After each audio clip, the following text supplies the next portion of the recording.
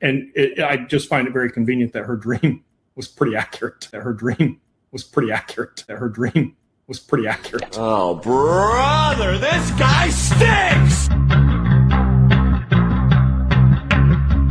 Let's stop playing games, guys. I need somebody to step up and be an alpha. Be somebody to be a leader. Don't make me do it. I don't want to do it.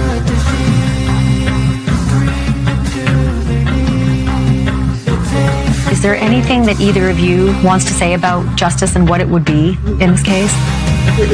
No. No, I'm not going to comment. We're not commenting on that. Yeah. We're down one, unfortunately, but we're going to move on. Yeah. 'Cause we want retribution. Oh yeah, we want retribution. Oh yeah, we want retribution. Oh yeah, we want retribution. Yeah, we ran out of patience. Boil up with the cold hard hatred. I can feel the vibration. Feet in the streets, it's a new sensation. I wanna break faces on the pavement. I wanna make greatness look complacent. Adrenaline awakened, I can taste it. We can make an impact, grab and then take it. Like a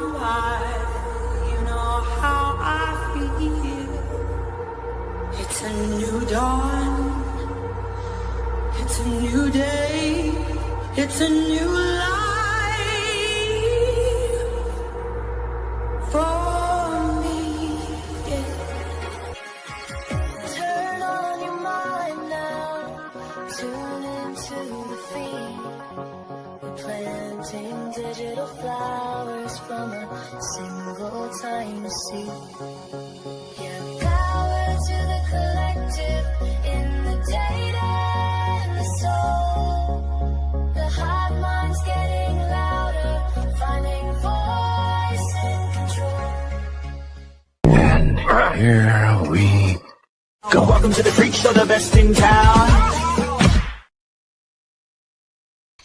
What is going on, Hive? I hope that everybody's having an awesome day. I am ready for an epic stream with Miss Sammy T Mafia. I got her backstage, and we are going to be talking about some warning signs leading up to the Idaho 4 murders. We have body cam footage, not only of some noise complaints, there are also instances where people are breaking into cars and stealing panties from the sounds of it, or some sort of clothing from female neighbors. We have some professors that are talking and FOIA interviews where they're calling Brian Koberger a predator. And for whatever reason, this stalking narrative just won't go away. We're being stalked by the stalker narrative. And we're going to be breaking that down this evening amongst some other things. As you all are filing in, please go ahead, hit that like button, hit like, hit subscribe. That is the best way to support the Hive and support this stream and channel. I will go ahead and put this full screen. If you'd like to screenshot this QR code so that when the live concludes, all you got to do is go to your Photos app, tap on the QR code. That'll bring up the Hive merch store, the Spotify playlist, my TikTok, and our Discord. as well as if you'd like to join Hive Plus, the mods will be dropping that link now, and that'll get you the loyalty badge next to your name, as well as access to the emojis. As a reminder, this Saturday, there will be a Hive Plus War Room. Everybody can still watch those streams, but the chat shuts down for those who do become Hive Plus members. A lot less presentation, much more collaboration. They're always a good time. Now, I'm going to go ahead and say what's up to everybody. As you all were waiting for the stream to start, I had a poll in the chat. It was who was most aware that events at 1122 were escalating. All of the above came in at number one with 55% of the votes. The other options were law enforcement, parents, family, friends, and the university. That was the order that they went in as far as how people voted. Let me go ahead and say what's up to everybody now. Beverly, seasoned by life. It's the trauma. Thanks, Mom. It's not a phase, Mom. Arya Stark, Plant Goddess, Miss Sherry, Marsha Mayhew, Jeep Overlander, Sammy Girl Brown, Philly Girl, Brandon Rudder. How are you doing? Accomplished A, Lovely Me, Mary Wallace, Nova Ward, Simply Solo, Renee, NC Mountain Man, Big Forehead, Big Dreams, Jasper the Jester, Blondie 56, Jessica England, Danger Zone, 0 F's Given, Sincerely Gen X, Sweet PB, Phoenix Rising, Longtime Lurker 1, Curly Fried, Firefly, Sammy S, Lucid Dreaming and Shock Phase, Ricky Martinez, Lucy Lou Bug, Luna Rose, Third Eye Not Blind, saying what's up to the UFO dog, Mallory, Pinto Sack, For the Four, Hot Mess Jess, Penny Young, K-Caz Girl, Kaya Moon, I like that name, Kaya, Danger Zone, I think I already said what's up, but times two. I Am Canadian, Crime Junkie. Shout out to Luna Bliss, Discord Dog, formerly known as Beck and the UFO Dog. Best mods on YouTube. Detective Armchair's in the house. So is Nikki Taylor. Not as dumb as you look. Beautiful Disaster. Love and Other Habits. Shoe Booty. Special K, thank you so much for the silver star. Same to you. Reality Check. Renee. Luna. Brandy. Curriculum and Crime. And Rachel Stowe, Sammy, Shirley. Mallory says Bernie doesn't carry Theo Vaughn. Janice, Laura, and last one. Can't redact the hive, says Birdman. And North Carolina Mountain Man, thank you for the super chat. Kicking off this stream saying federal judge ruled today cell tower dumps unconstitutional. Which way did they rule? So it is unconstitutional, meaning they're not allowed to go and grab all of that information, is how I'm taking that. I know that was out, or people were talking about that case, and that's a good thing.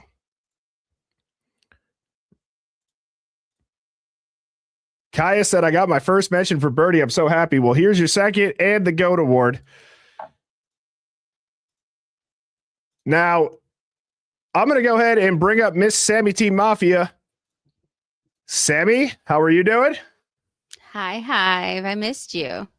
We missed you as well. I was somewhat expecting Nancy Grace. For whatever reason, I thought it's been a while. Maybe Nancy Grace, drunk Nancy Grace, will make an appearance. If you would have said something, I would have gladly thrown on the wig today. You didn't say it. I've been teasing it with you. Like, should I bring back Nancy for like, it's been a while since we've seen. Oh, that was great. Horror.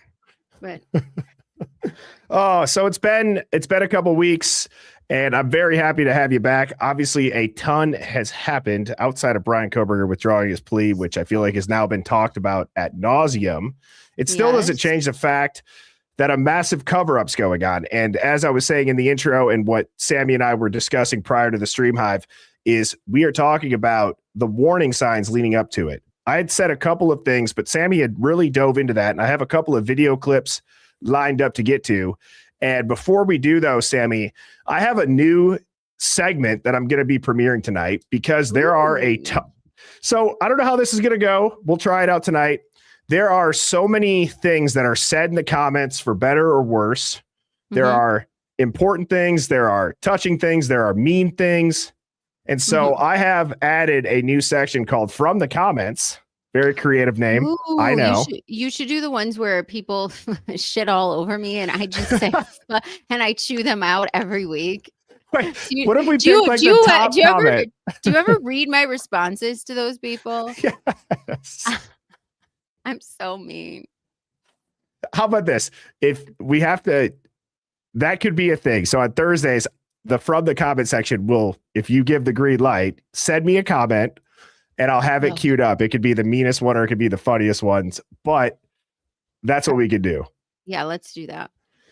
Okay, so this is not that tonight, but I do have this segment that is premiering because, again, a lot of awesome stuff is left in the comments. There's a lot of stuff that I wish that I could respond to on stream or clap back to on stream, as Sammy might.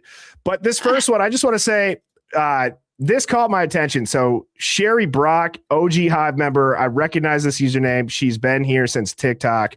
And Birdie, my name is Pam. My mom, Sherry's in the hospital. She had a heart attack Monday, and they had to put a stint in. I just wanted to let you know she loves you and the Hive. This hits me in places that just puts a lump in my throat because I think about how many people have tuned in who have stuck with the Hive, who have transitioned over from TikTok to YouTube, and to feel as if somebody has to, being their daughter, comment on it and let us know that Sherry isn't doing too well and is in the hospital. I felt like I needed to say that because so many people in here know Sherry and she has been around forever. And so Sherry, you're in our thoughts and prayers. We love you too. And I hope that you are feeling better.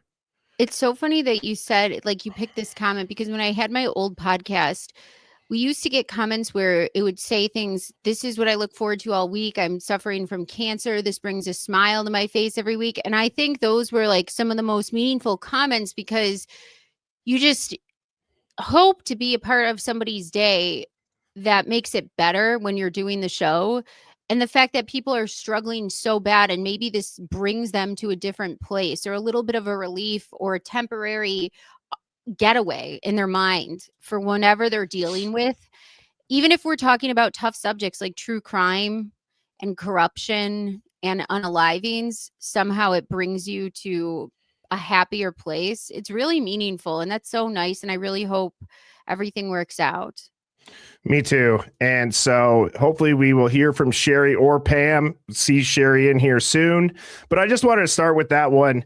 And then I wanted to lead into, and this is why I think that this segment's going to be great, is because it allows us to have a ton of fluidity and we can kind of go all over. But this one was very interesting. And I'm putting this out here not because I necessarily know anything more than what's written right now, but I do know that we have people in the Hive that will watch this and we'll dive into it. And I don't know if this username is random or if there's any legs to it, but I've also never gotten a comment like this before. And that is, I tell people I think he is innocent because that's what I think. I'm also a high-level official at the University of Idaho. I believe another Northwest university was behind this to ruin our reputation. I've never heard that angle. I've never had somebody say that they are an official at the University of Idaho. It could be BS. But I figured with this E. Smith 6656, it was just a random picture or it was like a letter for their profile picture. So no photo. But what do you think about that, Sammy? Well, first, I hope that this is like you covered your identity because I don't want anybody losing their job for their opinion. Since in America, I guess we do that now. We just fire people for speech off the clock, which is frustrating. It doesn't matter how good you are at your job. You say one wrong thing, bye. And don't send nudes to your boss. What? It's just word of advice. You know, oh no, Sammy. All you young people in your careers, in case your boss is the same name as your boyfriend and you don't change the name, it's just word of advice. Oh, listen. Sammy, that sucks. Anyway, I was young. You didn't get promoted? I should have. Those were like pre-kid tits. They were great. Oh, Jesus. So I think that's really ballsy to say. If Birdie's always like, I can't even take it. I think that what? How do you even have that? Like, who I had to go dig those out from the move. That would have been perfect to have those queued up. First of all, that just upped my ante times 10. Who pulls that out? You're right. I don't. What are you, like Andy Cohen? And like Watch What Happens Live. He has like the housewives implants like chilling on a shelf behind him. That's hilarious. This is my second pair of them too. I've popped the first two. What is it? What does it look like in there? I don't have implants. It's just this very gel-like silicone. It looks like it's something that my kid plays with. Squishies. Up north, we play cornhole with them. They float. You do? They float if you play in the Are water. you Yeah. bullshitting me and trying to No. make me seem dumb because I don't play cornhole? I swear to God, they're great. Okay. Instead of bags, we use implants.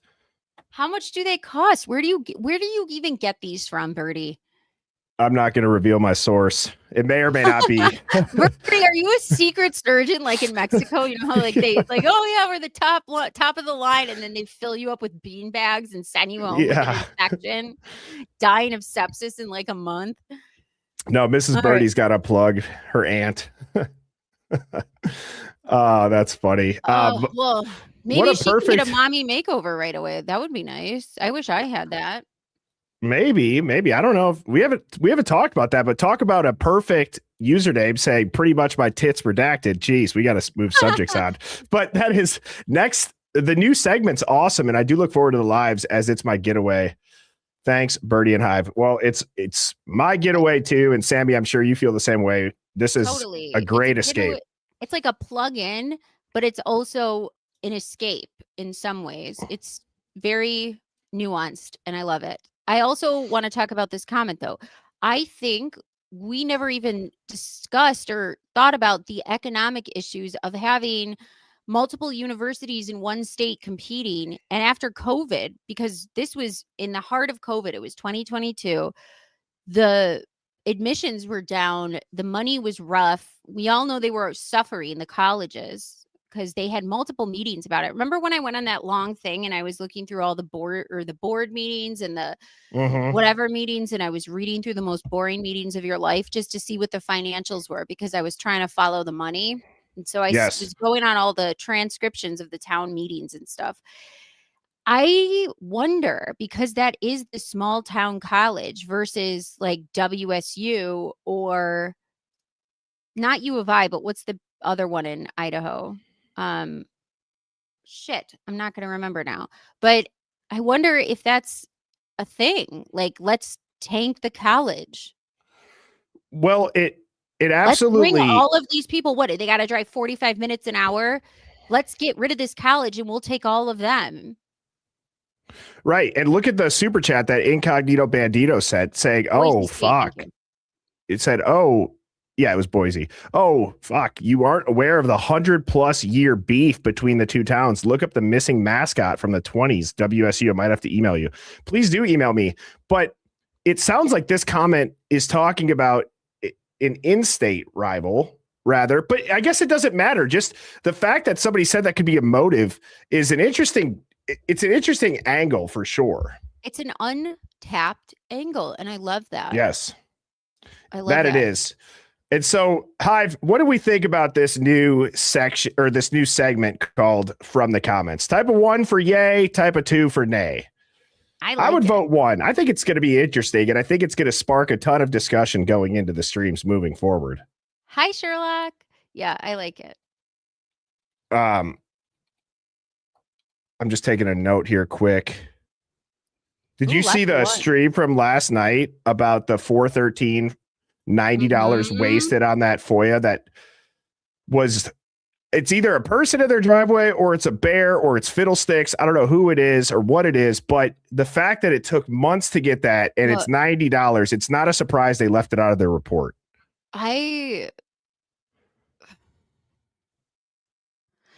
now we can't even request anything. So, right.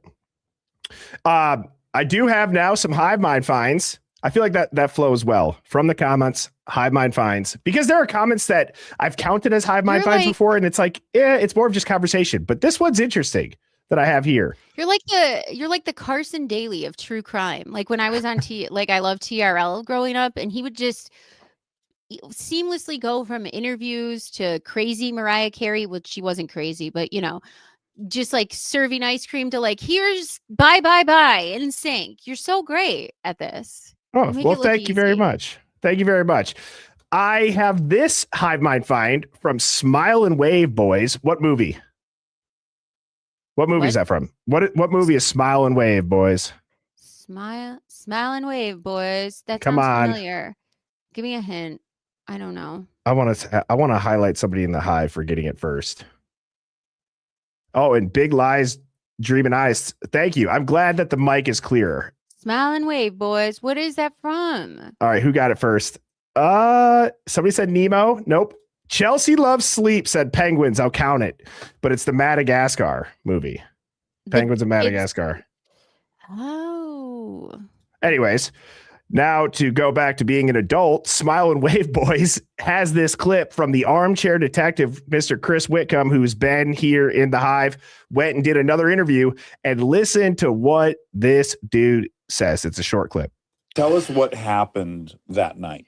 Let me just back up this. I think this book is 16 chapters or something like that.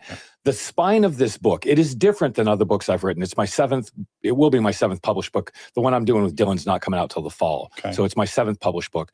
And I've written. Yeah. What? I'll play that again for anybody that missed it. Tell us what happened that night. Let me just back up this. I think this book is 16 chapters or something like that. The spine of this book, it is different than other books I've written. It's my seventh, it will be my seventh published book. The one I'm doing with Dylan's not coming out till the fall. Okay. So it's my seventh published book. And I've written. Okay. I know that everybody in here certainly remembers when I had asked Chris Whitcomb the question, as many other people have, that he went and interviewed about Broken Plea on their shows. But I had asked him specifically, what made you feel as if the Idaho 4 needed your writing now?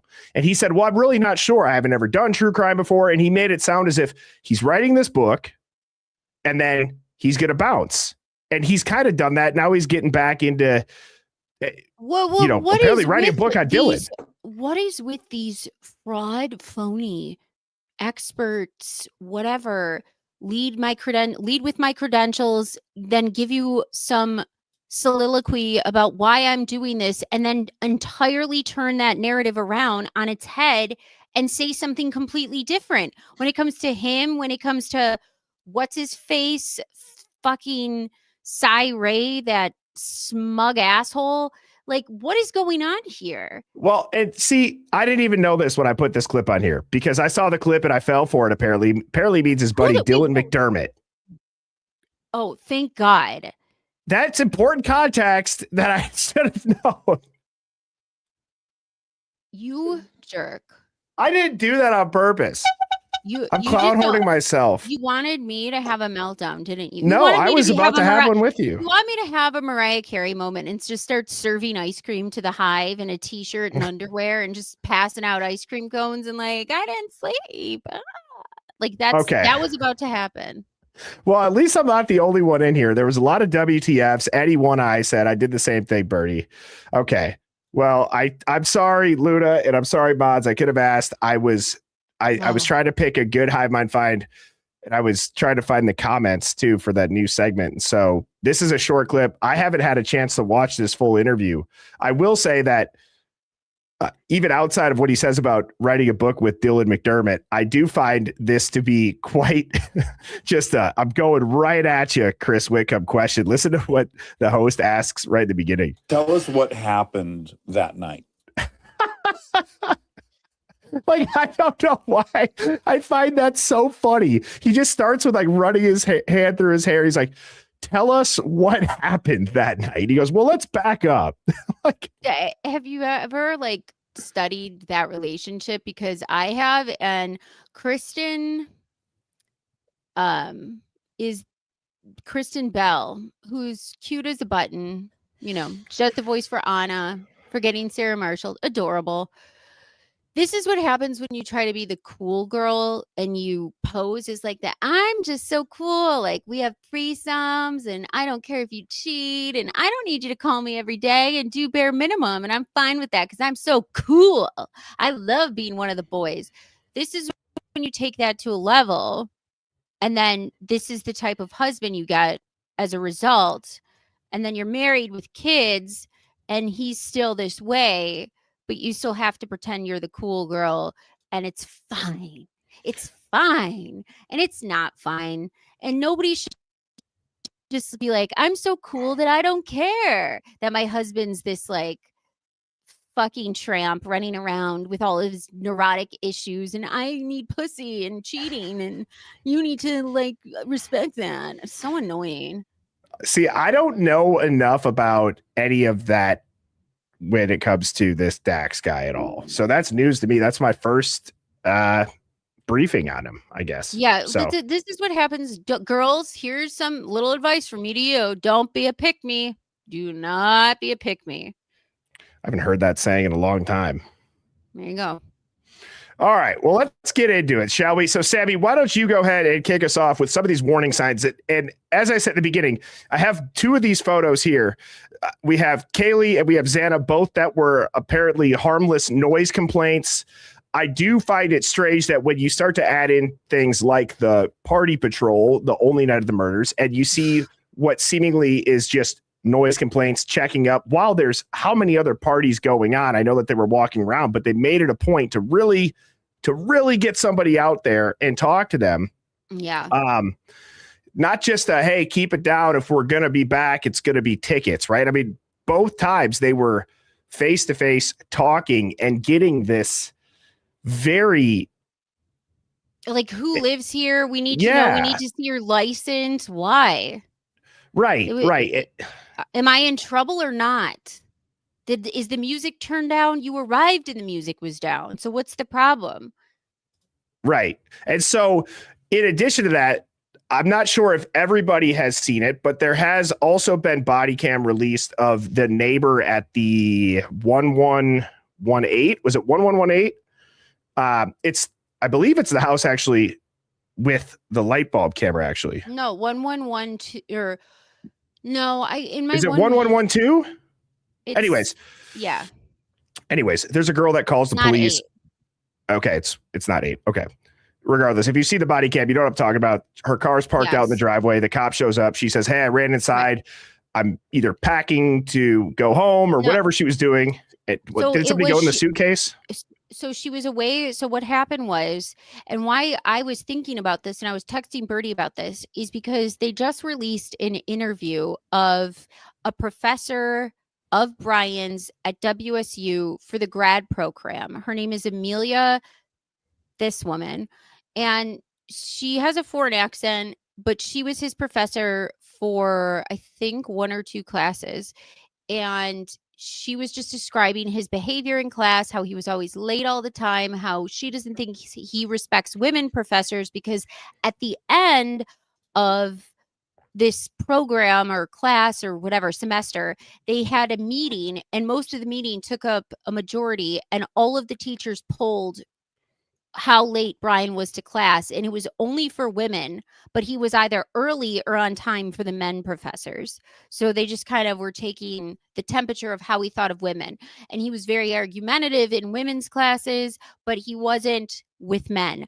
But I also think it's a perception thing. Like maybe he thinks he's having a discussion and women think it's being argumentative and men consider it a challenge and think it's an open-ended discussion that's a good thing. I think it's all of how you sort of communicate, and sometimes communication may seem some way to somebody and a different way to somebody else. What might seem misogynistic to her or a slight or disrespectful might seem like a challenge or exciting or an invitation to have a broader discussion all around. So I feel like it's a perception problem.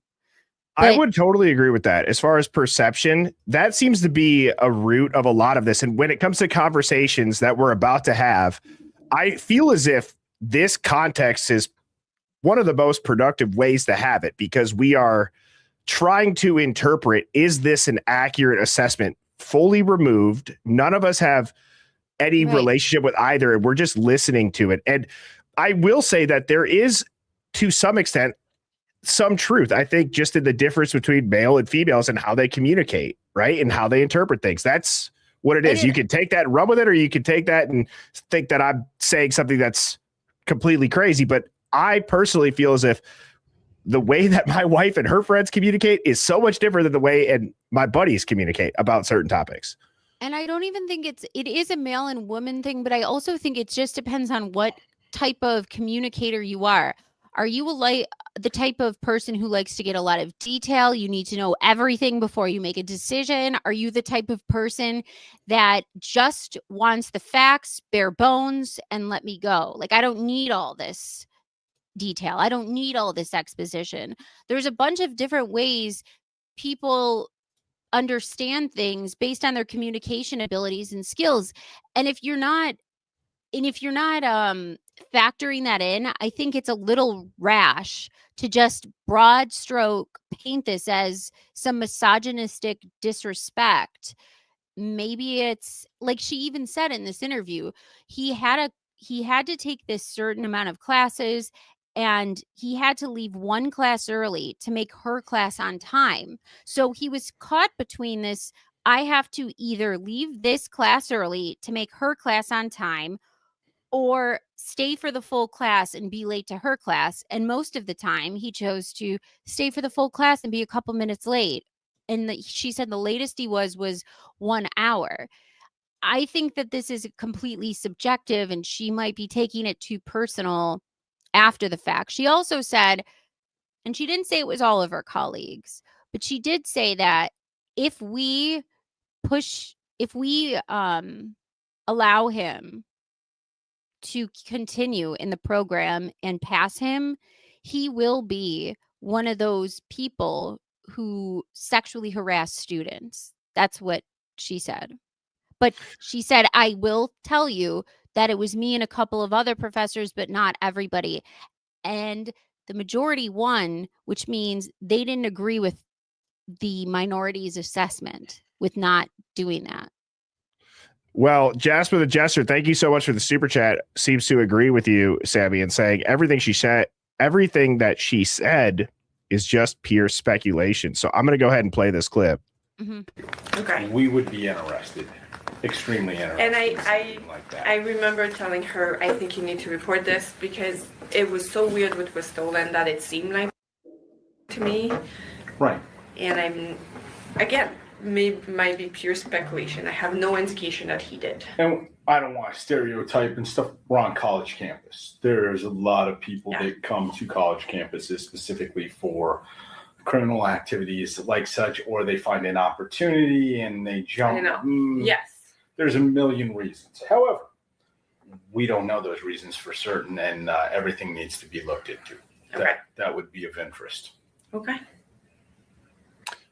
And I apologize, I had already shut the recorder off, but you said that a female student came to you and reported, and this was September, October timeframe, Yeah.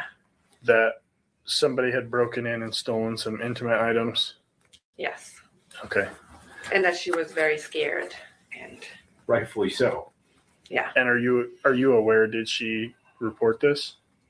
I did not. I remember telling her, I really think it needs to be at least on the police radar, because there's a theory with escalation, specifically with fetish burglaries, right? But yeah, I don't know that she did. So I just want to say something first. There is a pattern that I think happens after somebody's convicted of a crime. This is not something new that most people already. Not even convicted, but accused. Right. And people probably already know where I'm going with this, but that is now everything that's weird that's happened that your name has never come up on before. Right. So even here, she's just talking about a student had this happen to them, and somehow it's being attached to Brian. Right. When now we find out that like he wasn't, I don't know if he was there or whatever. But the fact of the matter is why that caught my attention was because of the reports from 2 weeks before the slayings. There was the neighbor with the light bulb camera who came back from a trip or her parents' house or something, and she had a suitcase in her car. And when she went to go retrieve her suitcase, the suitcase was in the street and her items were moved to the front seat and in different spaces in the car. Some things were thrown in the street. But what was taken was the underwear. And like in this situation, what was taken from that apartment was just the underwear. And immediately I thought of the Russell Williams case with the Canadian serial killer who he was a colonel in the military, the Canadian military. He high ranking, he flew Queen Elizabeth for Christ's sakes. Like he was a very big deal. And his fetish was fetishistic burglary. Russell Wilson, or not Russell Wilson. Yeah, Russell Wilson. Yes. No, Russell it was Am I right? Am I saying the name wrong? I apologize. It's been a long day. Russell Wilson. I forgot. I have Timothy Appleby. No, it's give me 1 second. I'm sorry. I apologize. I've been doing Charlie Kirk. It's Colonel Russell Williams, Russell a once Williams. highly decorated military commander who flew high-profile dignitaries like Queen Elizabeth and the Canadian Prime Minister. Williams led a deeply disturbed double life that shocked the nation when he was uncovered in 2010. And I'll just kind of flash this photo up across the webcam here, but you guys could probably tell there is some weird photos where this man is decked out in women's lingerie. So it basically started with him being a voyeur, and then it graduated to him breaking into local neighborhoods and houses of women that he stalked. And he, when they would leave, would break into their house, steal their panties and their bras. And then it came to, he started taking pictures of himself in their intimates and stealing them. And then that wasn't enough. So he started filming himself in their intimates and taking their things. And those were like trophies. But then the high wasn't enough. So he started sexually assaulting them blindfolded. So they didn't know who he was. So he waited for them to come home in their panties and started sexually assaulting them. And then that wasn't enough. And he graduated to murder. And then he started murdering people. And then he was found out, and it was a huge scandal in 2010. And what I'm trying to say is the fact that this sort of intimate underwear burglary in not just Pullman, but also in Moscow in the same area, because this guy too, Russell Wilson, was going between the two different towns that were like, 40 minutes apart. So he was doing Ottawa and another region. So he was traveling too. So it wasn't just one neighborhood. It wasn't just one thing. He kind of had a couple of different places he would hit for this underwear stealing sort of, I don't know. So isn't it interesting though, if we zoom out a little bit, we apply this to this case, right? Right. There are things that are happening all over the peripheral area. We have people going on panty raids. We have the frat hazing deaths. We have drugs. We have whatever else, right? A lot of other stuff. And yet the story that we're given, is lone wolf serial killer wannabe with a knife. Now, here's the thing. If it came out that it was one person with a knife that stabbed them, this is the part that I feel like people overlook so many times. If that's all it was, people would have moved on from it. It's very similar to the Scott Peterson case. If you haven't watched New Evidence, I would highly recommend people watching that. But it wasn't just a guy who killed his pregnant wife because he was having an affair, right? That's what makes it stay in the media. And the media won't jump on cases that I feel like, from what I interpreted as, that there's not these loopholes and a story there that people will be able to interpret it and take it and run with it. And then they come back for more and they're eating it up. And ultimately the media is what caused this, because the media in the first 96 hours, 72 hours, they were at a loss of words. Where are the answers? We don't know much. They've ruled it a homicide, and that's what happens. I just think that it's really the way that the vim and vigor that they had to paint Brian in a picture that was completely untrue, unfounded, that they were just rolling with it, like with experts, right? So like, we need to bring in a psychologist and we need to talk about how he's like Ted Bundy and why he's this way. And we need to bring on behavioral analysts to talk about how Brian Kohberger is, when they're not even actually doing the real research for this or actually asking important questions. And then all of a sudden, once they put that focus and lens on Brian, making up what they want him to be in the media to build their show up or to build this profile up, to make everybody believe this one thing, they stopped focusing on what was happening in this area. And the fact that somebody was doing fetish burglary in this area, to the point too, by the way, they were breaking into people's homes and they were watching women sleep. Now, he left in one instance, the person in black. And in another instance, they had a knife and they were standing over a woman's bed, and she knew that he was standing there. She pretended to sleep, and the second he came close, she kicked him into the closet and ran, locked herself in her roommate's door, called the police, and he got away.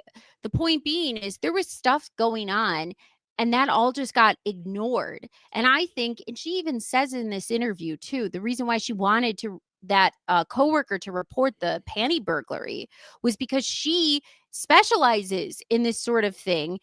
This is her profession, and she knows how this escalates to possible murder. And the serial killer I immediately thought of, that's exactly what happened. Doesn't it seem as if this would be in itself a crazy story? If that's actually what happened. Now, obviously, we're not claiming that this is what happened, but for the sake of this discussion, Sammy, I would say weird to ignore. Well, it seems weird to ignore, but wouldn't you say if you were to look at surrounding events, we have right outside of the King Road house, that girl in the body cam, and I'll play that here in a second. We have the girls coming home and their door is open. Mm-hmm. We have a WSU professor now talking about intimate objects being stolen. Yeah. There's more to that of an unknown oddity happening that would be like, okay, well, there was an escalation. There was an escalation. And my thought too is, because it's not exactly, because the amount of violence in this crime to me seems so much more than somebody who is graduating to this level of murder from a fetish, burglary, and voyeurism. I wondered what if this person was somehow involved in a violent organization and they're utilizing this person to track people that they want to track. Like, we need you for this job. And it just happens to be a perk because I'm a fucking perv who likes to steal women's underwear. So sure, I'll track the whereabouts of these women for you. How much are you going to pay me, Aryan Nights, CJNG, whatever trafficking was going on in that area? I wonder how easy it would be to get somebody like that who loves to stalk and steal women's underwear anyway, to go scope out the fucking joint, to go watch women sleep, to go in these areas. You know, that's exactly right. And thank you to Rebecca who sent me this. Here is the body cam footage. We can check it out.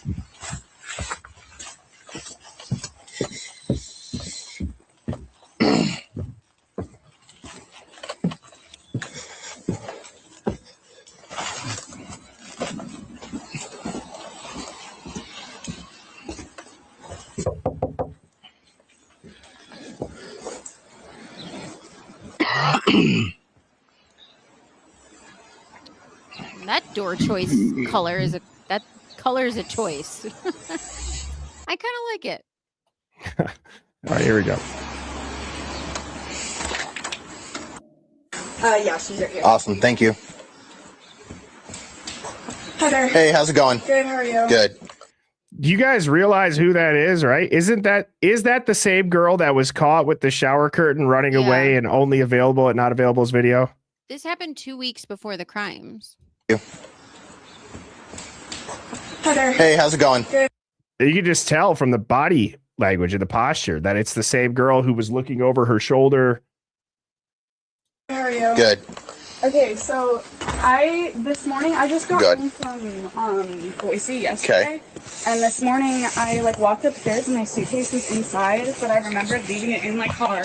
Copy. It's like I asked my roommate to just open the door. I was like, "Hey, did you bring my suitcase up?" And she's like, "Yeah, it was in the middle of the road."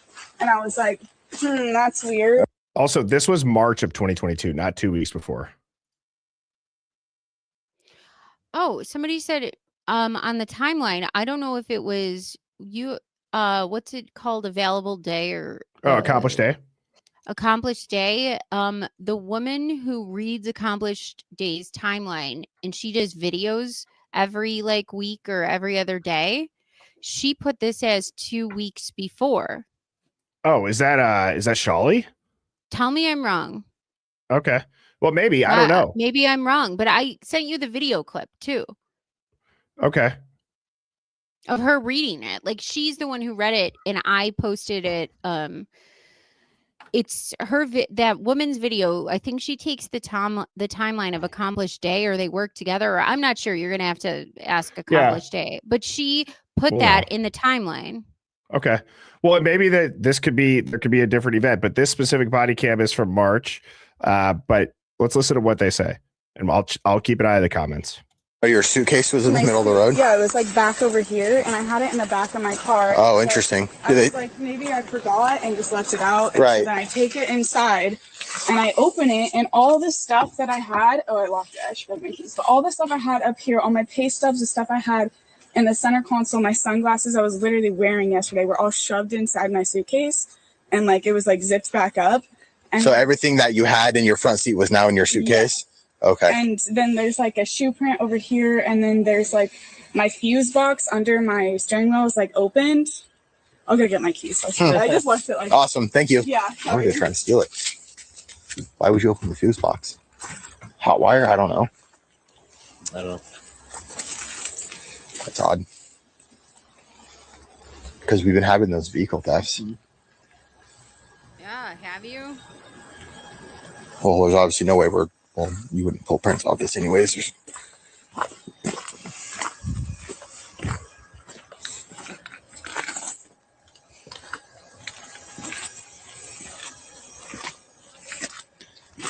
Not too many cameras. No, there's no cameras here. You guys don't have a Ring doorbell camera or anything like that? I just ordered one actually. Oh, really? That's smart. I don't think any of our neighbors do either. Yeah, I'm not seeing any. But we have like a Facebook page, so I was gonna ask on there and see. But like over here, yeah, I got the police report. Like I had this. Go ahead. So the police report. Let me see what she says in the beginning thing. She says 1112 King Road. 1112 is the little house with the camera. Oh, I have that here. I have the clip, Sammy. Sorry about that. Yeah. So you're talking about Amber Vance. Okay, here we go. Let's check this out. Is that her name? I didn't know. I'm sorry. Yep, Amber Vance. A resident of 1112 King Road. 1112 is the little house with the camera right next to 1122. A girl that lived in that house that semester had her car broken into. The girl stated that when she lived there, she had just returned from Boise and left her suitcase in the car. When she came out in the morning, someone had moved the personal effects from the front of her car, such as lip gloss and other accessories, into her suitcase. And her suitcase was removed from the vehicle and left in the middle of the cul-de-sac. Nothing was taken except for her underwear, but a footprint was found on the seat of her car. She reported the incident to Moscow police. And she also said that the night after the car burglary, she and her roommates were the only ones home, but she heard someone walking around upstairs very slowly. She also mentioned another occurrence that happened when she lived in that house, that once her and her roommates came into the kitchen to find that the dishwasher clean dirty sign had been changed to "fuck off, Jeff," with a steak knife that was bent in half next to it. And none of the occupants had any idea who Jeff could be. So that doesn't sound like what we just watched on the body cam either, though, because this says that a suitcase was in the middle of the street. And unless that's what ends up happening here, did she say that? I feel like Now I'm confused. now I'm confused too. Anybody in the Hive want to help us out? Because let's listen to what this girl says in the beginning. I don't think she says that her suitcase was in the road, was it? Yeah, she did. She said that. No, Somebody said, "God damn it, Jeff." that girl said that she found her roommates found the suitcase in the middle of the road. Oh, she does say it. Yeah, she does say Okay. that in the beginning. She said it was really weird because my roommates. I said, "Did you bring my suitcase up?" And they said it was in the middle of the street. Oh, yeah. Oh, okay. So how many? I mean, I think I think this is the same thing. Yeah, it is the same thing because she just says it right there. Yeah. I like walked upstairs and my suitcase was inside, but I remembered leaving it in my car. Copy. It's like I asked my roommate that just opened the door. I was like, "Hey, did you bring my suitcase up?" And she's like, "Yeah, it was in the middle of the road." Yeah. So, But doesn't that seem a little bit weird if this was the police report? So this was included in the document drop. Isn't that a little bit odd that a document or something that happened in March would be included in this? that's why I'm saying I think this happened 2 weeks before the murders. Well, it's got the timestamp. It's got on the body cam. When is it? It says March 2nd, 2022. Maybe I'm wrong. Then why was it included? It's weird. That They were is trying weird. They were trying to pin things on Brian, like that the one with the knife in the apartment and the girl who kicked him into the closet. Remember they tried pinning that on him, but he wasn't living there. Mm-hmm. Yes. Then they called another one the Moscow Prowler because there was women, 3 roommates. They were asleep in a room and they woke up and there was a guy standing watching them sleep. And he just turned and left and didn't do anything violent. And then they put out an alert and they called it the Moscow Prowler. Again, we didn't hear about a prowler. We just heard this is a college, nice, sleepy town. And that's also a different house. 112 directly below. Anyways, I just find it odd, even so, like people stealing things but not taking things, moving things, taking intimates. That's odd. And that's odd.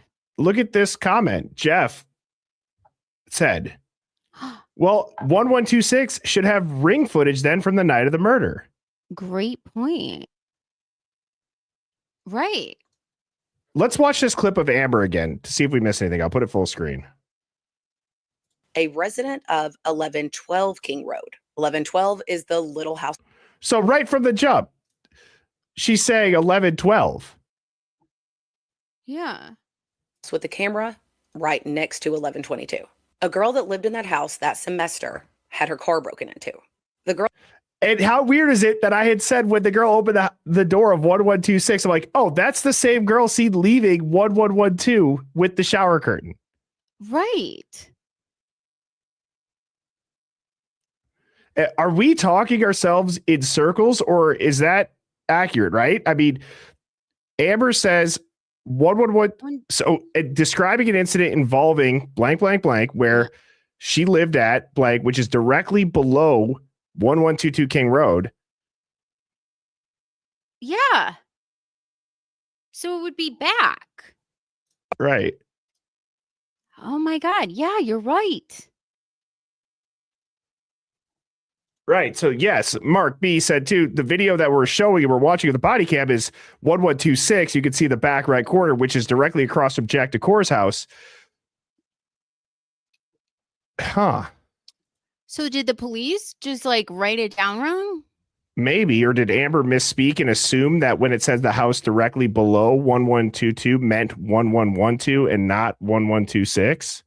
It's a weird way to say below. Wouldn't you say adjacent to, right next to? Saying below. I also don't even understand how these houses are numbered. Like, what?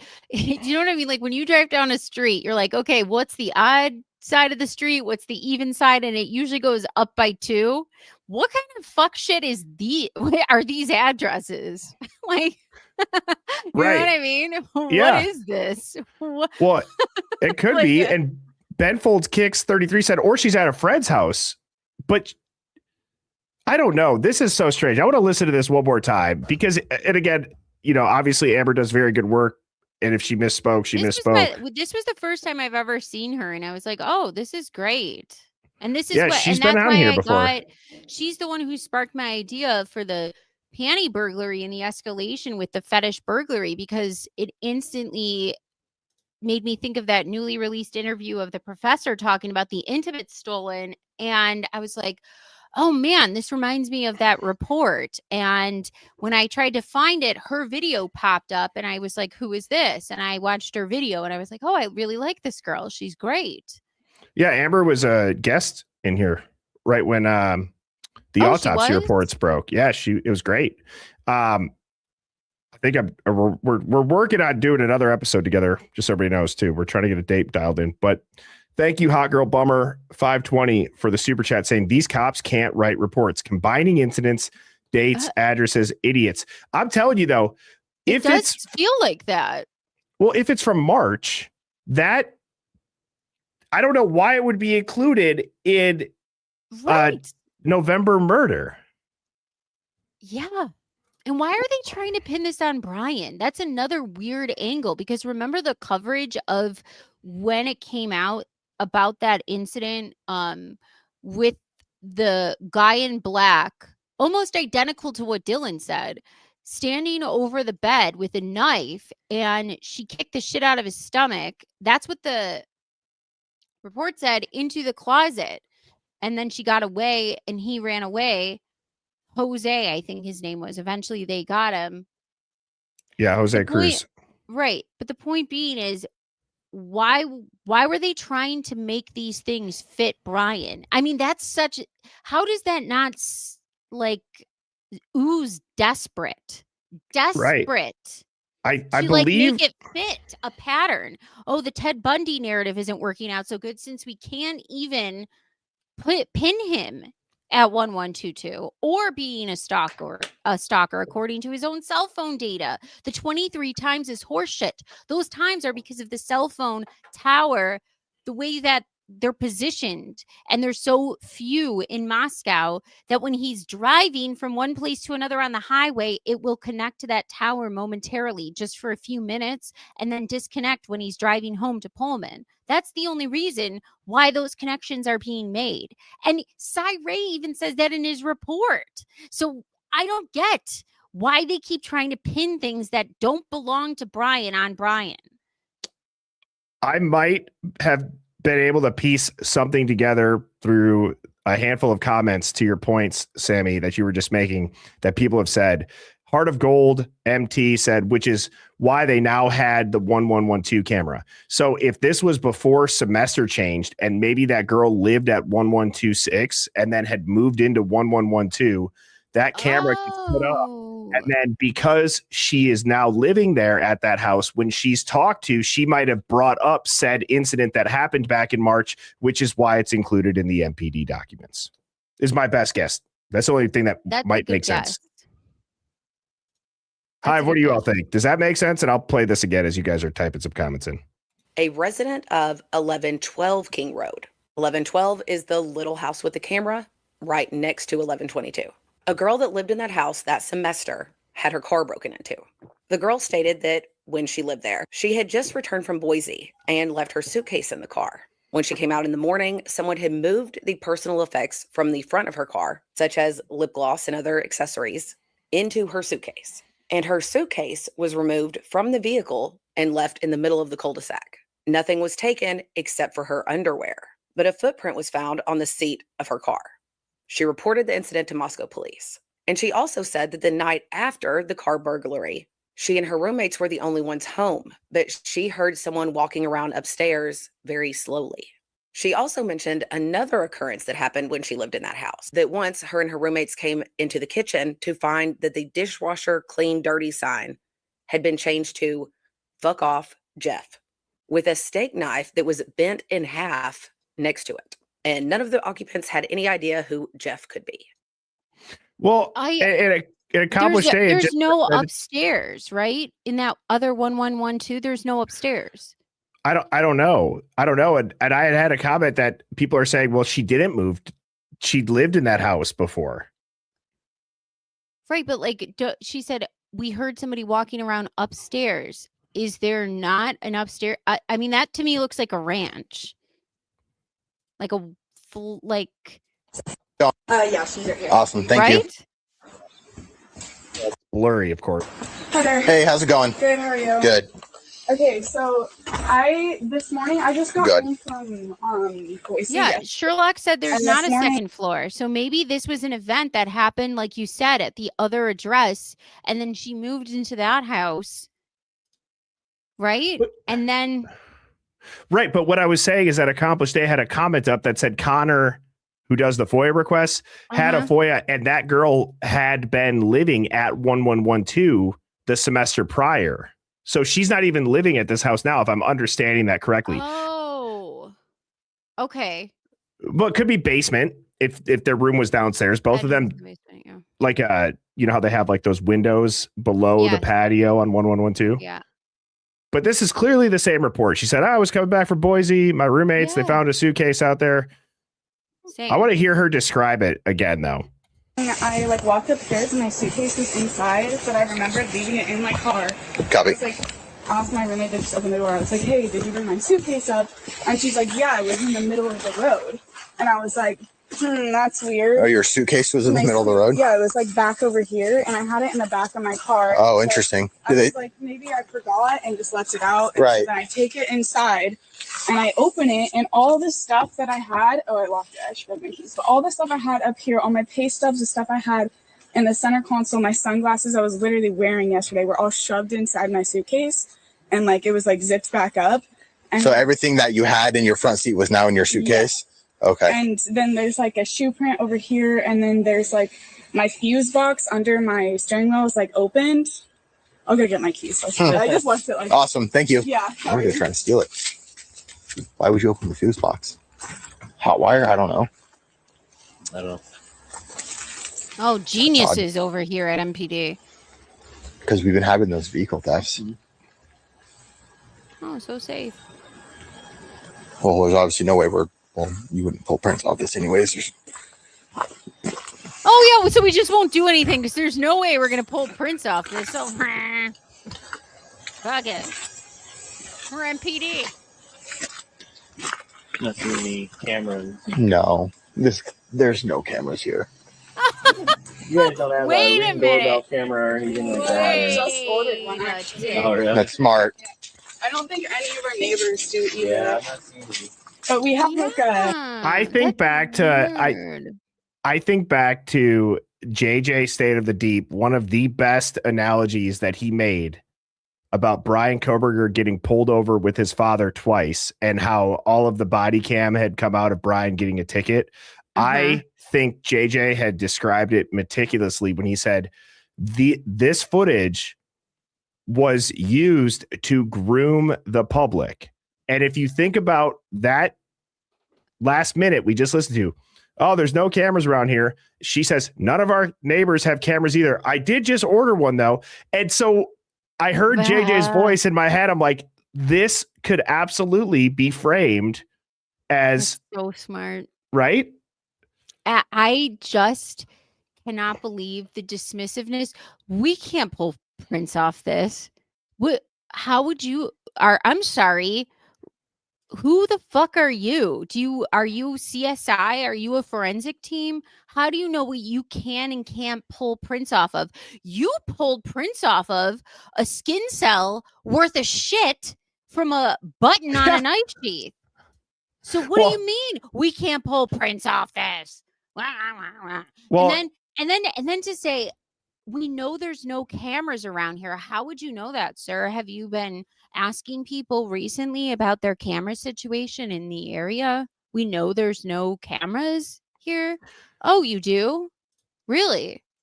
Enlighten me about the no cameras that you know. Are you going to go door to door and ask? No, I'm sure you're not going to do that. The same way you're going to just tell us that we don't know, that we're not going to get any prints off of this, but we're going to get a knife sheath just plopped on the floor. I mean, oops, the bed that we don't know how it got there. No chain of custody. We're going to go send it to Othram Lab on some never-ending story vacation. Just take a flying dog to Othram and go try to get a skin sample off of it. And then poof, the FBI is going to take it. And then we're just going to call it a law enforcement tip in a day. These people, I'm telling you, I can't. Right. Well, and I don't understand your classic smash and grab panty raider. Why would you mess with the fuse box? That's a huge discrepancy. Why would you mess with the fuse box? And why didn't you take anything? I mean, the suitcase has nothing valuable. I'm sorry. I know drug addicts. Drug addicts will sell anything. They'll steal bronzer and it'll end up on Poshmark. Like, there's nothing they won't sell. You're telling me out of all the stuff in her car and suitcase that they're leaving in the middle of the street, they didn't find anything valuable? Please. Well, and I don't find the dishwasher being flipped from clean to dirty and a bent steak knife saying F off, Jeff. I don't like, to me, that seems unrelated. That feels like it was a prank.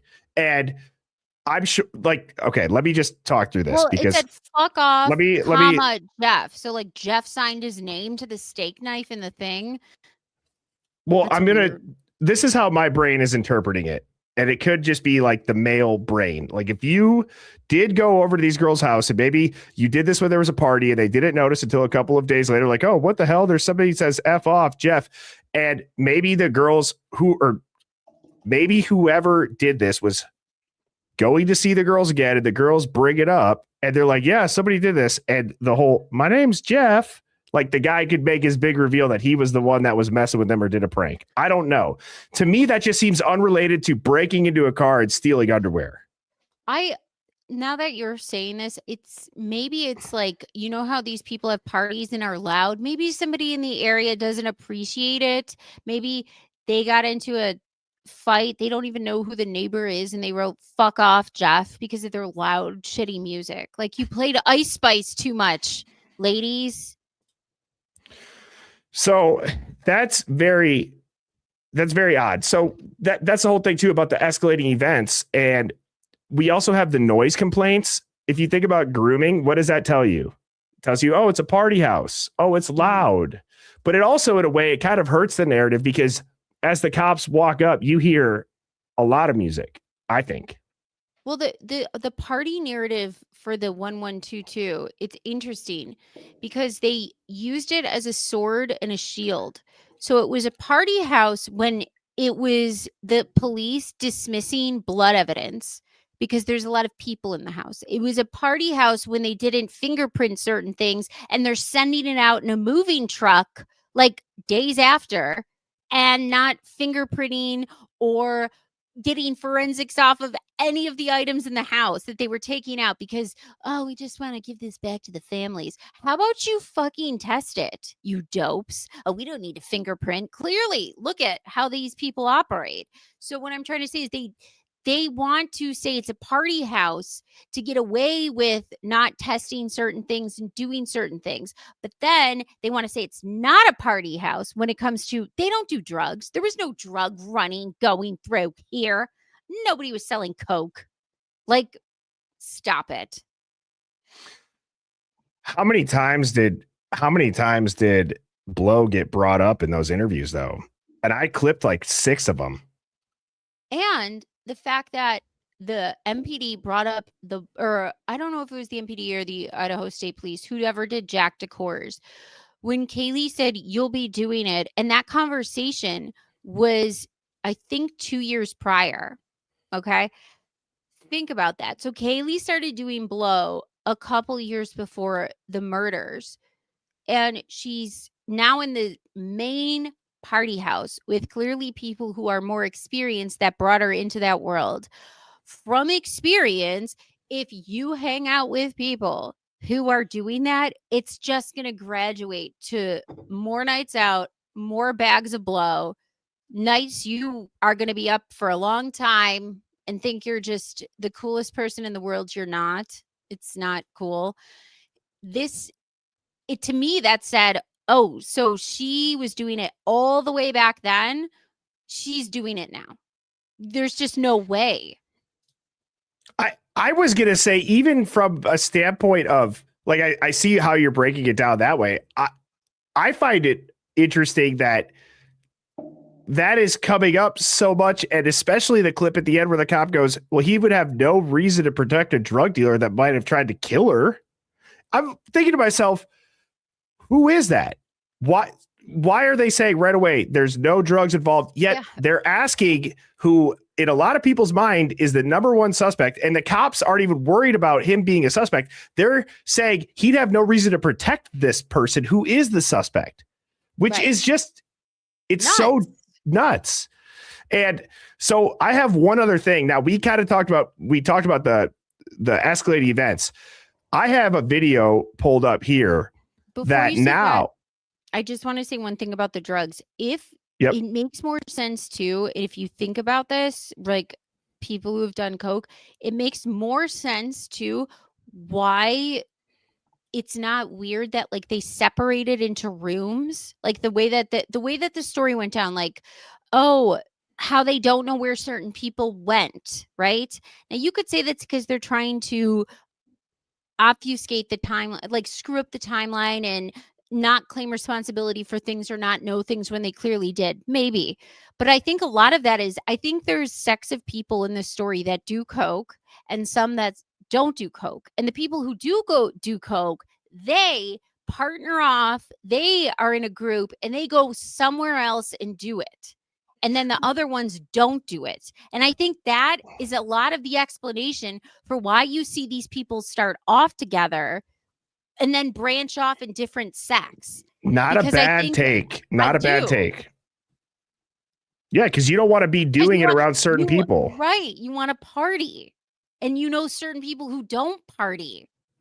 That's not a bad take at all. And the other thing that it leads to is not only are there clips of everybody being asked about it, then you go back to the rumors of what people had heard. Oh, he heard that somebody died here from fentanyl. Oh, he heard the rumor was cocaine. And so now you start building what is organically building as a groundswell, confirmed by what cops are asking questions about. And so there's really no explanation as to why that would have to be covered up, unless whoever they were suspecting is tied to something else ongoing, is a big time player, or whatever it may be. It could unravel an entire spider web. And the only weird thing about it is because the cops said out of the gate, and Bill Thompson said that this has nothing to do with drugs. And yet in these police interviews, they are asking about drugs at every turn. That's the one thing they're not redacting is drugs. Coke. So it's like, okay, you're telling me that this had nothing to do with drugs. Why are we asking so much about drugs then? That's exactly right. And so you had just brought up Bill Thompson saying that Stacey Chapin says there's no drugs. Mm-hmm. We have Bill Thompson also saying there's no stalking theory. Right. When I think of a murder that happens by knife and I hear stalker, you think it's somebody personal and very close to you.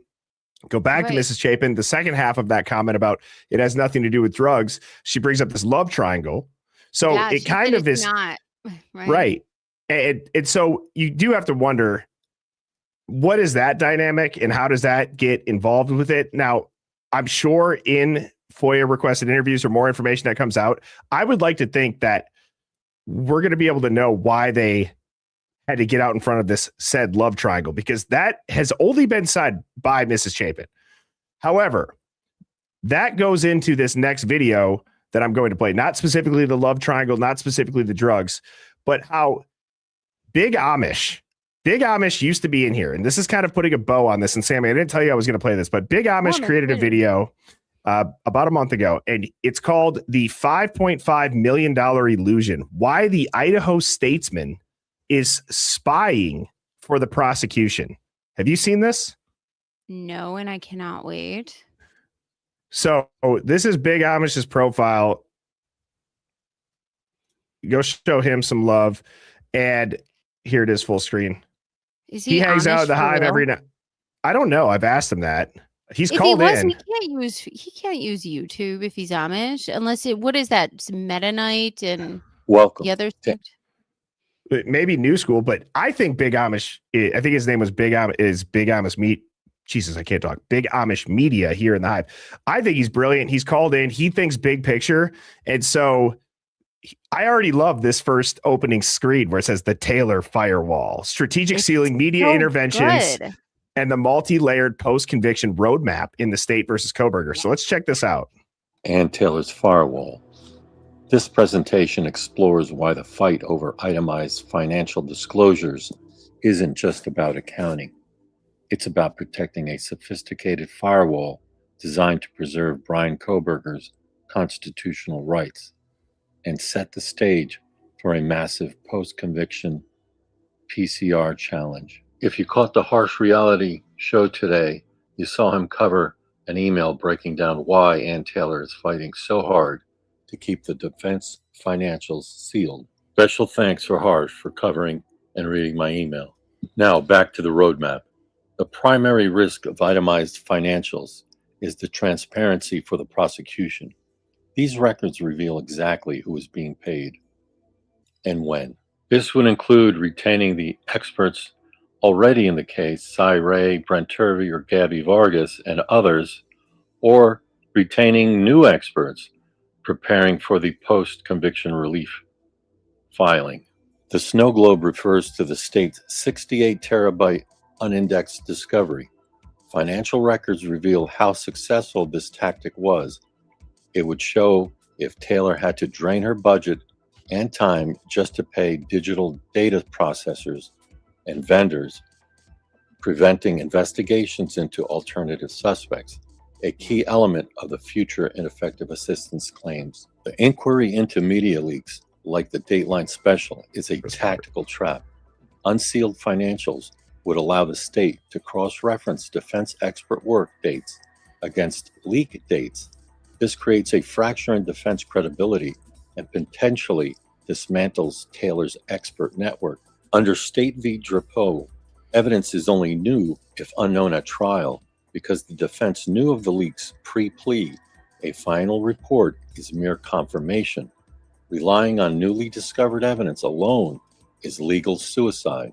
The strategy must shift to a more aggressive constitutional framework. Per State v. Coffin, a guilty plea waives most defects. Taylor knows that by signing the plea with awareness of the leaks, they procedurally cut off their right to those leaks as an independent claim. This is why the sealing of financials is vital. It preserves the underlying facts for a different kind of claim. The defense real roadmap is a pivot to ineffective assistance of counsel and parallel construction, claims under Strickland. This bypasses plea waivers by arguing that counsel was prevented from being effective due to unlawful state tactics. Sealing the financials keeps the door shut until discovery begins. Sealing is a firewall. It hides the impact of the data dump and the leak shield until the defense can force a mutual compulsion. This ensures that the state only gets the financials during a PCR phase, where they must then legally produce their own internal investigative logs in return. This is what I have phrased the legal civil war of Ann Taylor. It is my opinion that Ann Taylor has meticulously built a paper trail. Her motions explicitly state that without time to audit the 68 terabyte dump, she cannot provide effective counsel. She has documented a mandatory Sixth Amendment violation, turning the state's own snow globe tactic into evidence of counsel being stopped from defending her client. In the PCR phase, the roles flip. Ann Taylor and her team cease being the lawyers and become witnesses for the IAC claim. A new appellate team will step in, using the sealed financials as the foundation to expose exactly how the state's tactics hindered the original defense team. Here we see the double standard. The Idaho statesman is hunting for granular defense receipts while ignoring the opacity of the prosecution.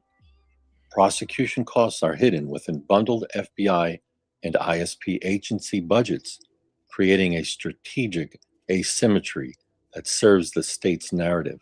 Here we see a growing concern that journalists are acting as functional proxies for the state. This part's crazy.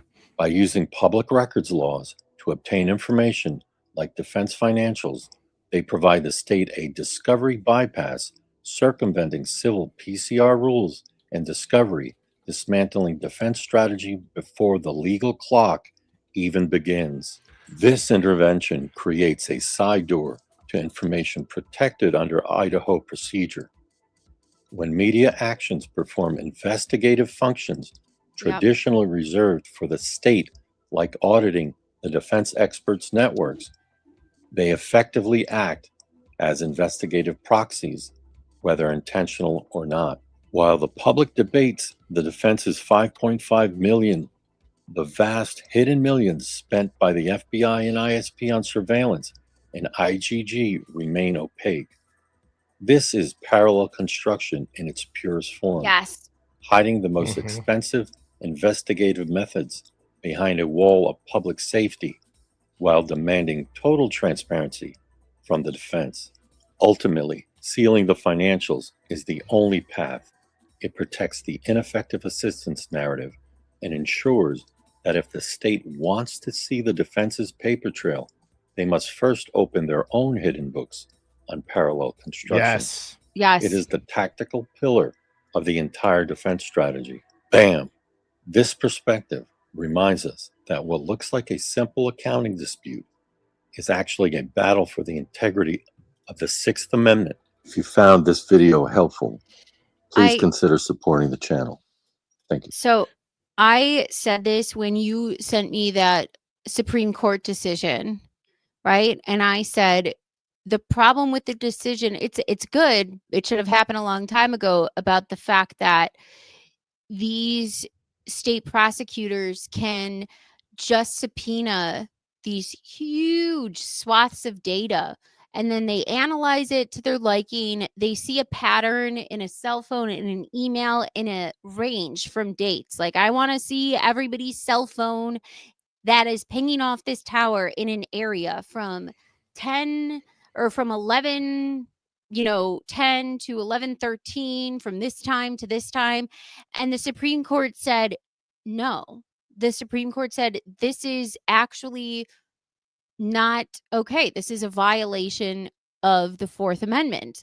And they said, you need something more specific. So Google they knew this was going to come down. So they had to switch the way that they give information and the stuff with their cloud. So they can no longer just release these huge swaths of data. But I said, when I analyzed this, the problem is not the fact that all of these agencies have done this for so long to either get people who are innocent when they have nothing. They just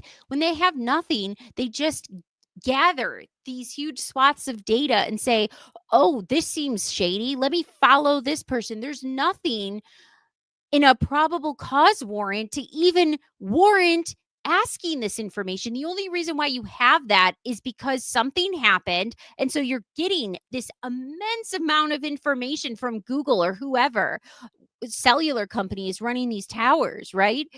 And then you're saying, okay, these people are here at this time. Let me analyze patterns and cell phones and all this other stuff when you have Dick.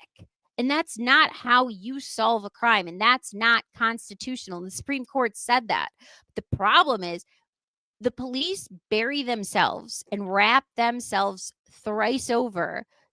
And the way they do that is with the parallel investigation. And so what this great creator is saying, we need to poke the holes in the financials, because that is going to be what shows what tactics they actually employed to get what they got. And the fact that Steve G and all these people keep harping on the $8 million that was already spent tells me this is how they're going to try to sway the public to not go for this. Like, oh, we've already spent so much money. Well, and So I saw a couple people. That was a fantastic breakdown, Sammy. I totally agree with that. And it does highlight it highlights the parallel construction. But I think what people also need to see is that what I think Big Amish brilliantly exposed there is this is highlighting the clear double standard that the media is causing, because the media's demand for every receipt that the defense has, it gives Ann Taylor or Brian Koberger's defense the opportunity to ask for the state's receipts in return. Right. And so if Ann Taylor has to reveal everything, and not just cost, but she's fighting to keep these record seals so that essentially the prosecution can't see her playbook and what they're working on. So they're demanding everything. And yet they don't have to show Ann Taylor the FBI, the police work, and they don't have to reveal the full cost of their method by any means. Stingrays, whatever they did. Right. Their CIs. The other thing too with this is the state, because they let Brian Koberger, and I believe they let him go across state lines for this specific reason, because then you can invoke the feds, right? Because it crossed state lines. So now we can have the feds help, which is so great, because guess what the feds have? The feds have the TUI statute. So they get to hide behind this. We don't have to show our work. This is federal work product. There's this line. And so if you want to get anything from these pieces of shit who did anything, whether it's the mapping, whether it's the car identification or anything else, to get them up there in any sort of preliminary hearing is like pulling teeth. You're not going to get it. And unfortunately, in this case, we've had judges who said this is what their expert opinion was or whatever they said in the report, and they didn't make them come there. Well, the most advanced part of that strategy too is if Brian Koberger gets a post-conviction team, there's a chance that Ann Taylor and her team essentially become witnesses that now explain what is preventing them from fully defending Koberger, right? And so they're falling on their sword. Correct. It's not just necessarily a simple fight over the receipts. It could be a long-term strategy. And I know we've gone back and forth and we've kind of ping-ponged back and forth. Is Ann Taylor playing chess? Is she playing checkers? It could be a long-term strategy that's absolutely protecting the defense's experts and hiding its future legal arguments during the post-conviction phase. Because if that happens, now all of that financial ceiling can be used to dispute, or that they're trying to use to dispute all of the ongoing stuff. It's really just protecting her legal strategy at the end of the day, because she knows that the post-conviction team will have access to said sealed records, which is going to brilliantly lay out with a paper trail, as Big Amish Media said, all of the things that she tried to do that she couldn't. And they become witnesses to Brian Koberger's post-conviction relief. It's genius if that's what's happening. If that's what's happening, it's genius. And I think one of the last things, and why, if this is the strategy, which it is genius, I will say that if this is the strategy, if this is a big if, by the way, if this is the strategy, I am not co-signing to this yet, but it is fun to bat around. I remember when they turned down the ability for Ann Taylor to question and be able to use the defense of a third-party culprit right before, I think it was like 2 months before the plea deal was signed, because in Idaho, they have something called the direct doctrine, which means you need direct evidence tied to the scene in order to accuse somebody for reasonable doubt in Idaho. And most judges don't use it so literal, but unfortunately, Hippler said, this is just going to cause a bunch of conspiracy theories, and you're pulling this out of your ass, basically. And so she got third-party culprit defense shot down.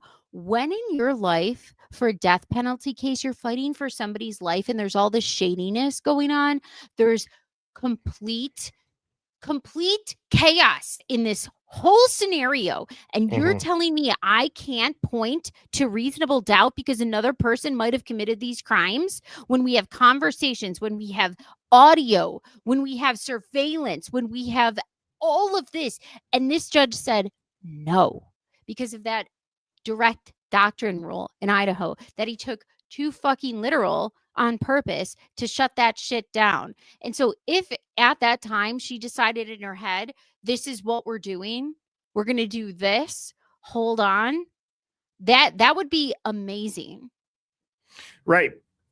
I think people have to understand Ann Taylor's fighting an entire information system outside of the courtroom. She's not just fighting the prosecution in this. The pressure that the media is demanding Ann Taylor gives up on Brian or whatever it may be. And so Big Amish is, again, here is his page. If you guys want to go check out some of his other videos, I'll put it full screen again. It's at Big Amish Media.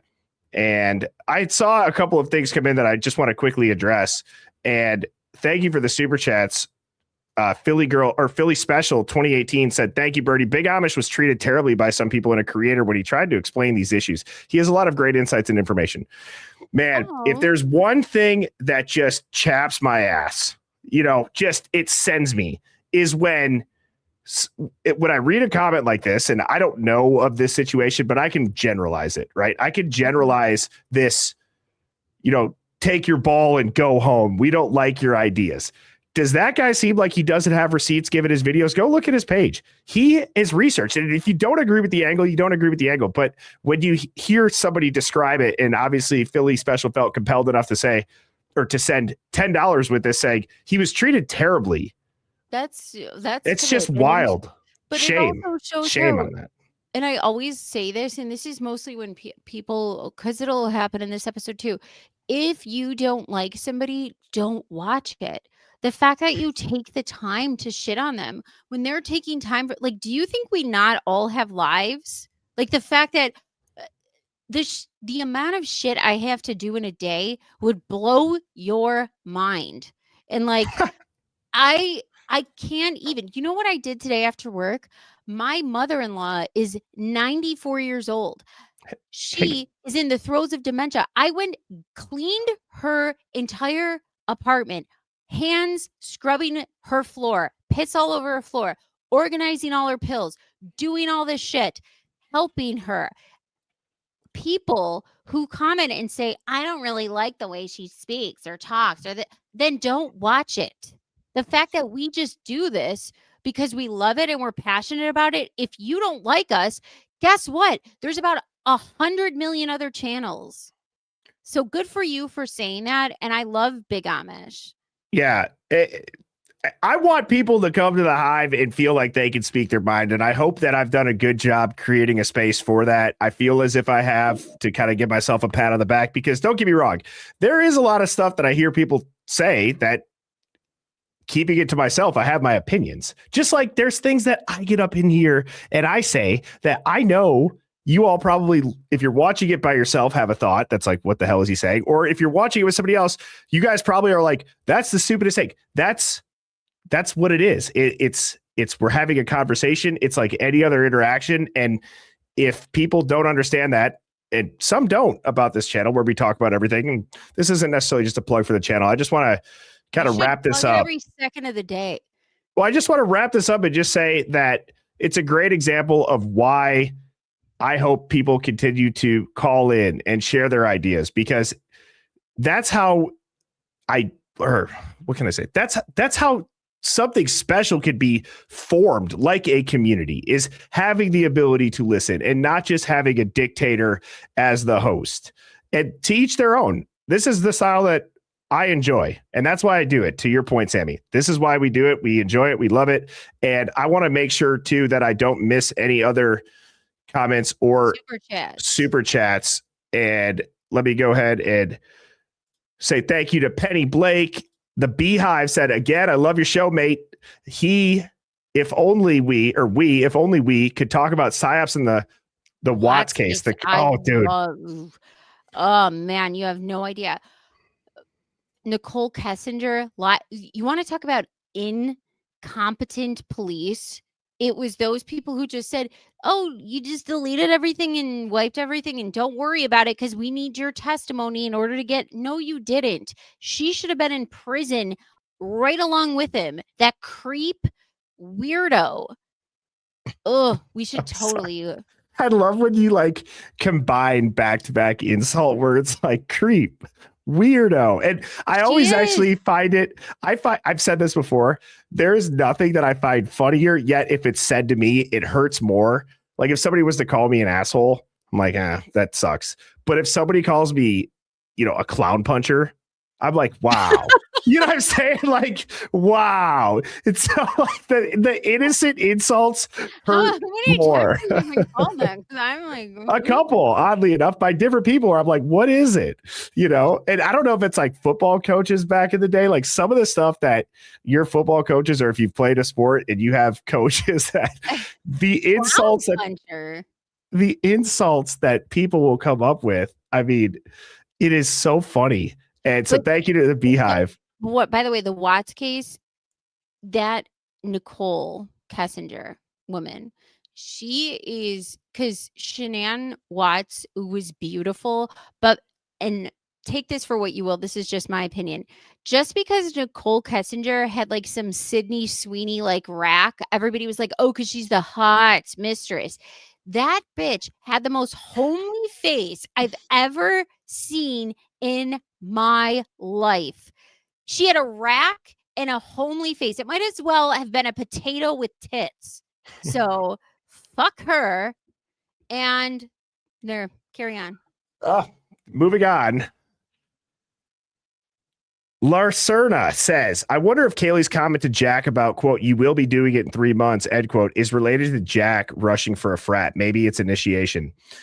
I've heard of some wild frat initiation stories. I mean, ones that I don't even want to say on stream. Absolutely absurd, dangerous initiations, as I know many people in here have been a part of Greek life. I personally haven't, but there's obviously big schools around where I live that I've had friends that do rush, and they do go through the hazing, and after the fact they'll talk about it now and they'll laugh, but at the time they're like, bro, it was miserable. It was actually miserable. Conformist. Do you think I could conform? What is that? What do you mean? Like go follow the rules and conform and do I don't think you got it in you. I don't think you got it in you. Me and you, could you imagine how cynical we would be for that? Like, go do this and scrub a floor and chant like yeah. I wouldn't make it. I could never. I would die. I could never. Maybe a younger me would have, but there also would have been some stuff where I'm like, if someone's like, butt chug this beer, I can't do that. I'm not doing that. I don't have to do all this to drink. Like what? So anyways, Hot Girl Bummer, thank you for the super chat. I think that I saw this when we were playing it. And if I did not, it goes back to the Amber Vance video where Amber had talked about when this girl was living there. I'll go ahead and I'll play that again just for anybody that missed it. A resident of 1112 King Road. 1112 is the little house with the camera right next to 1122. A girl that lived in that house that semester. So she lived in that house that semester. She's talking about 1112. Becky C003, thank you so much for the super chat. Said, remember, he was let go on December 19th, 2022 from his TA because of his professional/performance issues with a performance plan, but nothing criminal. I'm telling you, I feel as if that where Brian Koberger hadn't even been arrested yet and they fire him. I'm sorry. That to me fits into this entire flow of Koberger being geared up for being a patsy. Same thing with when his bank account was opened and how there's just thousands of dollars put into it, but it wasn't used until November. And it's all fishy. We need to do another Koberger series, Sammy. Yes, and it reminded, like, what was that money? Who was putting that money in? What was it set aside for? And like, a part of me also thinks like the feds, like, what if he was applying to that thing that they didn't want us to know about? What else was he applying for? Because the feds don't have to tell us anything. We wouldn't know if he was applying for a federal position anywhere. But that's like basically an application to be a patsy. Right. And if I said also too, I just saw a comment. If I said the house number wrong last time, I have now confused myself about this damn address that the girl was staying at during that semester. So I will clarify that again. I'm not sure if it's 1118, 1112. I don't know, but thank you, Hot Girl Bummer, Hot Girl Bummer for the super chat. Thank you, Becky C003 for the super chat. Leslie for the jewels. Delco for the jewels. Shawley redacted. How's it going? Pretty much my tits redacted. Simply soloed. Leslie and Kaya. Love that name. You're going to name your daughter Kaya. I'm not going to lie. I added it to the list, but are going to name your daughter Kaya. This is the third time I've clocked it. I'm listening. I do love that name. That's cute. It's a great name. I argued with my daughter's father. Like, we could not come up with a name forever. I was like, no. And he was like, no. And then one day he came home and he goes, what about Mia? And back then, she was born in 2012. Okay. Mia was not a popular name. And he said it. And I go, I love it. So her middle name's Christine, because that's my best friend who said she would never have kids. And I thought, well, then I'm going to name you as her middle name. So it's Mia Christine. And then she ended up having 2 kids. So, but Mia Christine. And I love the name. Too, we already have a name picked out. We do. I'm not sharing it though. Why? But why are you saying how much you love that name? Are you trying to convince her to change her mind? No. I came up with the name for our daughter already that we have picked out. So, November's coming up soon, but Incognito Bandito, thank you for the super chat. Said look up in the digital U of I yearbook 1914-1917 the president of U, Dr. Melvin Amos Brannon, and tell me who you see. I've done this overlay. This is crazy. If you've not seen this, what is this? So I have this slide still. There's always room for the name Kaya, though. Like, if you have another one, Yeah. You seem really pumped about that. This is Melvin Brannon. This is Melvin Brannon. What? The University of Idaho president. This is Brian Koberger. Yeah. You want to creep up your Thursday night a little bit. What are the odds of that? I don't like this. This is scary. No. Very scary. I don't know, but thank you, Incognito Bandito, for reminding me of that.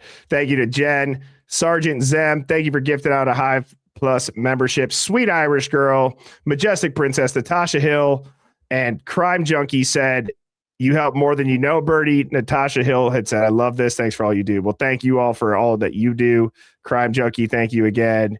Canadian Natasha. Mom. That was my favorite player in GoldenEye. I used to play Nintendo 64 and GameCube, and I was always Natasha. And then you remember, cute. Like, did you play GameCube or like N64? Or are you too young?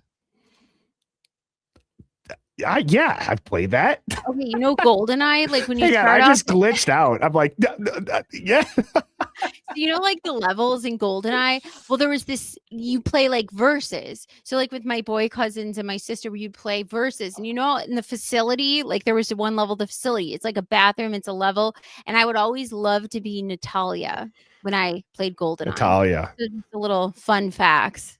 I feel like when names have accents on that, I feel like that would always be like so hot. It's like, I'm Natalia. It's like, not Natalie. I would fucking hate, my one cousin would always be Odd Job, and the reason is because you had to point your gun down because Odd Job was short. So if you got your weapons right, you would always have to point your weapon. You'd have to like point it down to shoot at Odd Job, or else he'd just scamper away, and that was so annoying. Right. I didn't play the game that much. Old as hell Nintendo 64 lore. Aaron, thank you for being a member of Hive Plus for 4 months. And Birdie, you are amazing. Love the Hive time every day. And thank you to Aaron Riley, already at 1 month. And Hive, with that, I hope that everybody has a fantastic day. Sammy, great job. It was great to catch up with you all. I will be doing a call-in show tomorrow night, 7 p.m. Central, I love those streams. I can't not wait to hear from you all. And then Saturday, we will be doing a Hive Plus War Room. Also, I have an announcement for next week coming up. I will be making that tomorrow. It's going to be a little bit different, but I have been doing some work behind the scenes to make sure that everything stays as close to normal as possible as far as the stream and videos being released. So with that, Sammy, you have a great night. Hive, I hope you all have a fantastic night. Get some rest. I will see you tomorrow at 7 p.m. Central. Cheers, everybody. Bye, guys. See ya.